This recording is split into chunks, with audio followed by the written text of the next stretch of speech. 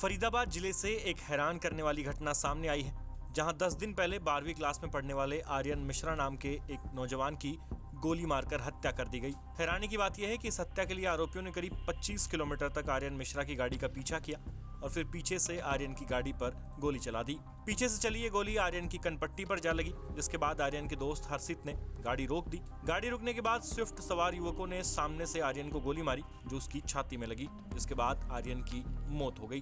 Police इस पूरे मामले के पीछे आर्यन के दोस्त हर्षित और शैंकी के एक झगड़े को वजह बता रही है, लेकिन आर्यन मिश्रा के पिता ने पुलिस की थ्योरी पर शक जताया है। साथ ही इस पूरे मामले को लेकर सोशल मीडिया पर एक दावा ये भी किया जा रहा है कि आर्यन मिश्रा की हत्या गो रक्षकों ने की है, क्योंकि उनको शक था कि आर्यन जिस गाड़ी से जा रहा था उसमें गो तस्कर सवार थे।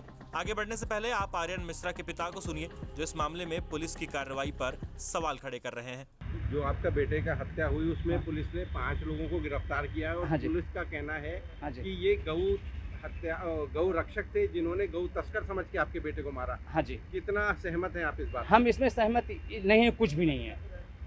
अनिल कौशिक ने कहा है कि मैंने गोली लगी है गलती से, गोली गलती से लगी है, लेकिन मैंने सवाल किया कि दूसरी गोली कैसे लगी है, उसका उनका कोई जवाब नहीं हुआ है।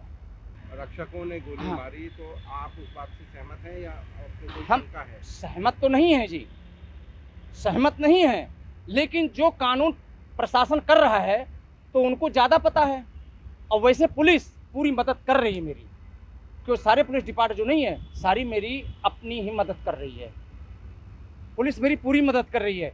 लेकिन हमें आत्मिक शांति नहीं मिल रही है कि पहले लेडीज़ों ने 3 आदमी बयान दिए कि 1 नंबर वाले हैं और 1 नंबर वाले कैमरे में आ गए कि नहीं हैं, उसके बाद ये गौ तस्कर वालों को दिखा दिए हैं, लेकिन मेरे समझ में नहीं आ रहा है असलियत इसमें क्या है।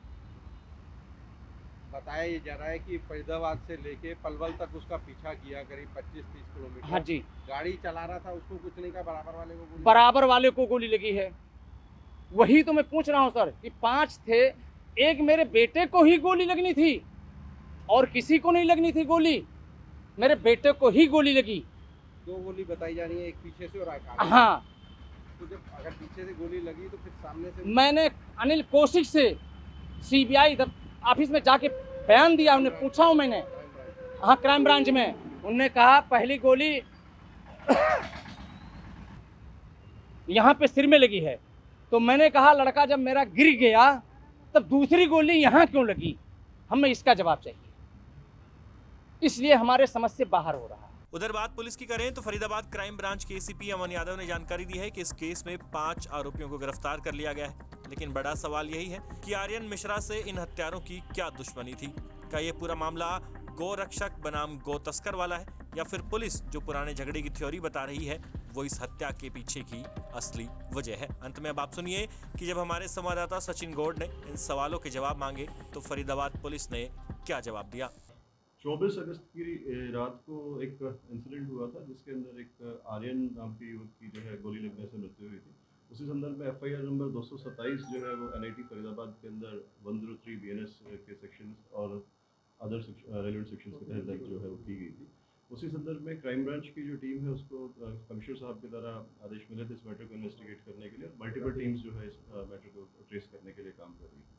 क्राइम ब्रांच 30 की टीम को इसी मामले के अंदर कामयाबी मिली और घटना के 6 दिन के बाद घटना के 5 दिन के बाद क्राइम ब्रांच 30 की टीम ने 5 आरोपियों को गिरफ्तार किया, जिनका एक का नाम अनिल है, दूसरे का नाम कृष्ण है, एक का नाम वरुण है तथा जो 2 अन्य आरोपी हैं उनका नाम आदेश और सौरभ है। सभी 5 आरोपियों को गिरफ्तार करके माननीय न्यायालय में पेश किया गया तथा वहाँ से 2 आरोपियों का जो पुलिस रिमांड सीख किया गया था। रिमांड के दौरान जो वारदात के अंदर जो स्विफ्ट गाड़ी यूज़ हुई थी वो गाड़ी को बरामद कर लिया गया है तथा जो वेपन जिससे फायर हुआ था उस वेपन को भी जो है वो बरामद कर लिया गया है। सभी आरोपी जो है वो फरीदाबाद के रहने वाले हैं और उनको अभी जो है वो पुलिस कस्टडी के अंदर भेज दिया गया है। मैटर की जो इन्वेस्टिगेशन जो प्रारंभिक जो इन्वेस्टिगेशन है उसमें सामने आया कि जो आरोपी है और जो मृतक है वो एक दूसरे को जानते नहीं थे। उनका अभी तक का कोई सच पीछे कोई कॉन्स्पिरेसी या फिर किसी तरीके की रंजिश कोई सामने नहीं आई है। जो आरोपियों ने जो पूछताछ के अंदर बताया है उन तथ्यों की अभी जांच की जा रही है। मैटर जो है वो अभी अंडर इन्वेस्टिगेशन है। अभी इनिशियली मैं आपको ये बता सकता हूँ कि सभी आरोपी जो हैं उनको जो इस वारदात के अंदर इन्वॉल्व थे सभी को गिरफ्तार कर लिया गया है और अभी उन्हें जुडिशियल कस्टडी में भेज दिया गया है। मैटर अभी अंडर इन्वेस्टिगेशन है। अगर नया कोई भी तथ्य आएगा इसमें तो आप लोगों को प्रेस नोट के माध्यम से या फिर अपने प्रेस कॉन्फ्रेंस के माध्यम से बताया जाएगा। जो अभी तक इनिशियली जो चीज़ सामने आई है, जो पूछताछ के अंदर, ये जो गलतफहमी के अंदर गोली जो है वो चलने की जो बात है वो सामने आई है। जो आरोपी हैं उनको लगा कि किसी तरीके कोई आपराधिक व्यक्ति हैं जो किसी आपराधिक वारदात को अंजाम करने के लिए आए हैं, उन्होंने इसी उसके अंदर उसे प्रोटेक्ट करने के लिए किया। लेकिन जो वर्जन है अभी इसको वेरीफाई किया जा रहा है। मैटर मैंने बताया कि अभी अंडर इन्वेस्टिगेशन है। अगर कोई भी चीज़ क्लियर होगी तो आपको ज़रूर इस बारे में। बोले विजिलेंटे बिकॉज अगर वो आरोपी समझ के कानून व्यवस्था को अपने हाथ में ले रहे हैं तो क्या वो विजिलेंटे थे?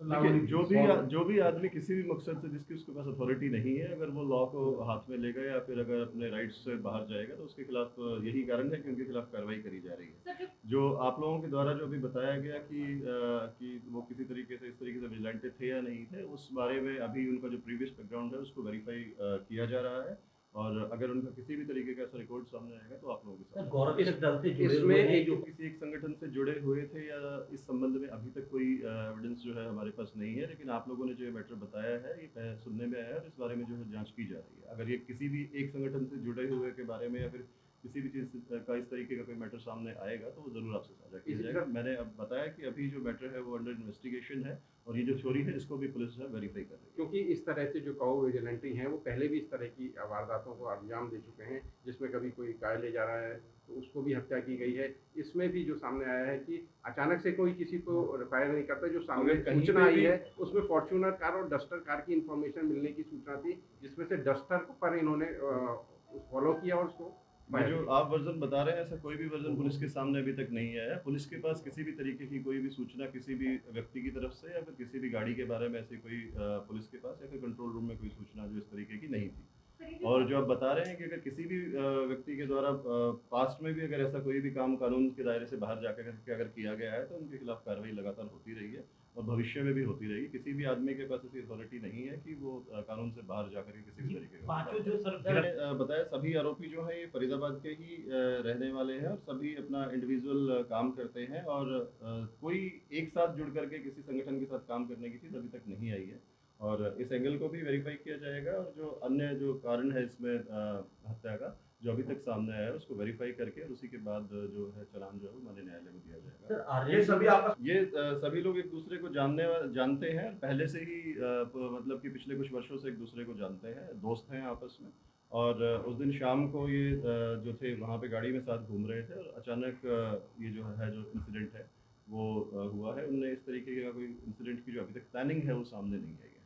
सर ये जो है इनमें से जो मैंने बताया आपको कि वेपन कस्टडी में जो रिमांड के दौरान बरामद कर लिया गया है वो इलिसिट वेपन था, लाइसेंसी वेपन नहीं था और जो वेपन का सोर्स उसको आइडेंटिफाई किया गया है जिसे गिरफ्तार किया जाएगा। जो आर्यन के साथी शंकी था उसके ऊपर जान से मारने का जो एक केस है, हत्या के प्रयास की कोशिश का मुकदमा उनके ऊपर ऑलरेडी था 307 का, जिसके अंदर वो वांटेड था और उसे लगा कि शायद ये जो दूसरा पक्ष है जिनके साथ उनका मुकदमा चल रहा है या वो पक्ष हो सकता है इनके साथ बदला लेने की नीयत से वो लोग आए हो, इसीलिए वो जो है उन्होंने अपनी गाड़ी को भगाया था। इस वेपन तो अभी तक सामने आया है उस वेपन से टोटल 4 फायर जो है वो बताए गए हैं और 2 जो इंजरीज हैं वो डिसीज को थी और जो वेपन है उसका फोरेंसिक लैब में भेज करके उसका इंस्पेक्शन कराया जाएगा और जो चीज़ है उसको रिपोर्ट आने के बाद फॉरवर्ड कर दीजिए। अभी तक की जो इन्वेस्टिगेशन है और जो इंटरोगेशन है उसके अंदर 4 टोटल फायर जो है वो किए गए हैं और उनमें से कुछ फायर जो है वो पलवल डिस्ट्रिक्ट में पहुंचने के बाद जो जिला पलवल की जुरिसडिक्शन के अंदर हुए हैं। जो डिसीज्ड को जो गोली लगी है वो पलवल जिला के अंदर लगी है, लेकिन ये जो मैटर है यहाँ से ही जो चेज था वो शुरू हुआ तो इसलिए क्राइम ब्रांच फरीदाबाद की भी ने इस मैटर को यहाँ की जुरिसडिक्शन होते हुए इस पे काम करते हुए सीसीटीवी में सर क्या सीक्वेंस आपको मिला, क्योंकि अगर पीछा इस मैटर को ट्रेस करने के लिए सैकड़ों जो सीसीटीवी कैमरास हैं उनको चेक क्राइम ब्रांच के द्वारा किया गया था और जो आप बता रहे हैं अभी तक की जो पूछताछ में और जो इंटरोगेशन में सामने आया है जो सभी राउंड थे वो एक ही आरोपी जो अनिल जिसका नाम है उसी के द्वारा सभी राउंड्स जो है वो फायर किए गए थे और जो इनका जो चेज ऑफ ये शुरुआत में बड़खल फ्लाईओवर होते हुए और फिर नेशनल हाईवे से होते हुए सीधे पलवल गतपुरी टोल की तरफ ये जो है इनकी मूवमेंट रही थी और जो फुट फुटेजेस हैं उनको भी पुलिस कलेक्ट कर रही है और उन सभी को कोर्ट में चालान के साथ दिया क्या जाएगा। सर? सभी आरोपी थे, सभी आरोपियों को गिरफ्तार कर लिया गया है, इसमें अन्य किसी आरोपी की संलिप्तता नहीं आएगी। एसीपी साहब आप मैं आपको कहना चाहूँगा किसी भी मैटर को जनरलाइज नहीं किया जा सकता है, हर क्राइम अपने आप में अलग होता है और इसीलिए ही हर क्राइम को इन्वेस्टिगेट करते वक्त जो है वो उसको अलग हर पहलू को कंसिडर किया जाता है। मैंने आपको बताया क्योंकि इस बिना केस किसी में भी जो मोटिव थ्योरी के- आप लोग बता रहे हैं वो भी और जो आरोपियों के द्वारा बताई गई है सभी और जो भी पुलिस को पता लग रहा है सभी पहलुओं पे काम किया जा रहा है। जो भी इसमें जो फाइनल रिजल्ट होगा उसको आप लोगों को प्रेस नोट के माध्यम से अमन जी, मैंने आपको बताया कि जो उसमें आर्यन के मृतक आर्यन के साथ में जो अन्य आरोपी थे वो 307 के केस के अंदर हत्या के प्रयास के केस उस पर ऑलरेडी दर्ज था। अगर उस केस में उसकी गिरफ्तारी पेंडिंग थी उसमें हो सकता है कि उसको गिरफ्तार किया गया और इस केस में जो गाड़ी में सवार थे उनमें से किसी भी व्यक्ति को गिरफ्तार नहीं किया गया है। अन्य 5 युवक जो गाड़ी चलाने वाले स्विफ्ट गाड़ी के अंदर थे उन सभी को गिरफ्तार किया गया है। जो मृतक के साथ गाड़ी में थे उनकी संलिप्तता इस मैटर में कोई नहीं आई है।